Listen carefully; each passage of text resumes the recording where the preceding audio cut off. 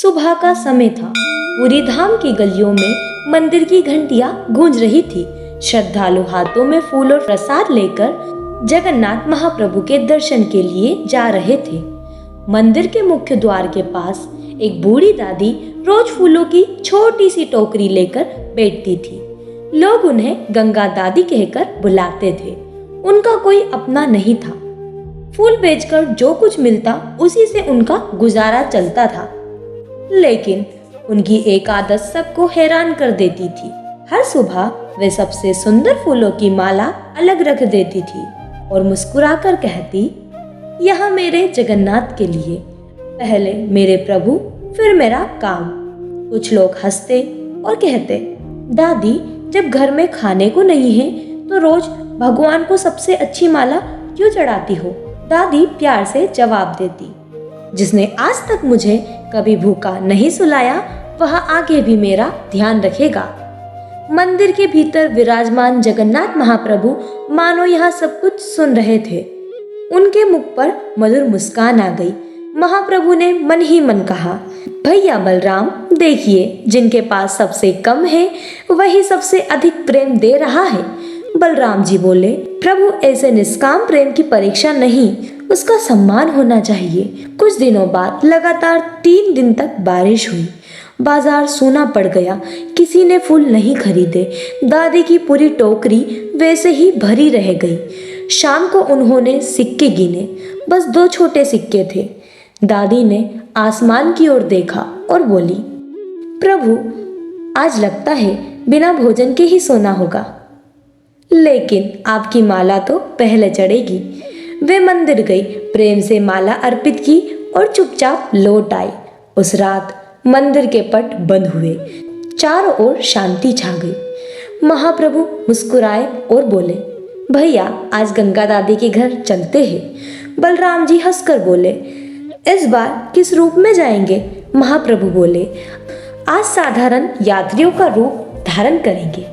दोनों साधारण वेश में दादी की छोटी सी झोपड़ी के सामने पहुंचे। दरवाजे पर दस्तक हुई। दादी ने दरवाजा खोला। सामने 2 थके हुए यात्री खड़े थे। माँ बहुत भूख लगी है, कहीं भोजन मिल सकता है? दादी एक पल के लिए चुप रही। घर में देखा तो बस थोड़ा सा चावल और दाल बची थी। वही उनका अगले दिन का सहारा था। उन्होंने बिना सोचे कहा, आइए बेटा, जितना है प्रेम से बांटकर खा लेंगे। दादी ने मिट्टी के चूल्हे पर साधारण सी खिचड़ी बनाई। उसमें ना घी था ना कोई विशेष मसाला, लेकिन जब उन्होंने वह खिचड़ी दोनों यात्रियों के सामने परोसी, उनके चेहरे पर ऐसा प्रेम था जिसे 56 भोग परोस रही हो। दोनों यात्रियों ने बड़े आनंद से भोजन किया।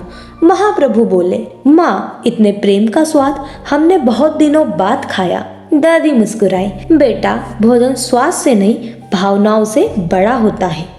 भोजन के बाद दोनों यात्री चले गए। सुबह जब दादी फूल तोड़ने अपने छोटे से बगीचे में पहुंची तो वे आश्चर्यचकित रह गई। जहां कल कुछ ही फूल थे वहां आज रंग बिरंगे फूलों की भरमार थी। पूरी बगिया सुगंध से महक रही थी। उसी समय मंदिर का एक पुजारी वहां आया। वह बोला, दादी आज महाप्रभु के श्रृंगार के लिए बहुत सारे ताजे फूल चाहिए, क्या आप दे सकती हैं? दादी की आंखों में आंसू आ गए। उन्होंने प्रेम से सारी टोकरी भर दी। उस दिन पहली बार उनके सारे फूल बिक गए। इतना धन मिला कि कई दिनों का खर्च निकल आया। दादी समझ गई कि यहाँ किसी इंसान का नहीं, स्वयं जगन्नाथ महाप्रभु का आशीर्वाद है। वे दौड़ती हुई मंदिर पहुंची। गर्भगृह में भगवान के दर्शन करते ही उनकी आंखों से आंसू बहने लगे। उन्हें ऐसा लगा जैसे महाप्रभु की मुस्कान कह रही हो, जो प्रेम से देता है उसके घर से हमारा आशीर्वाद कभी खत्म नहीं होता। दादी हाथ जोड़कर बोली, प्रभु मैंने आपको फूल दिए थे, आपने मेरी पूरी जिंदगी महका दी। मंदिर में घंटियां बजने लगी। सभी भक्त एक स्वर में जय जयकार लगाने लगे। प्रेम से बोलिए जय जगन्नाथ।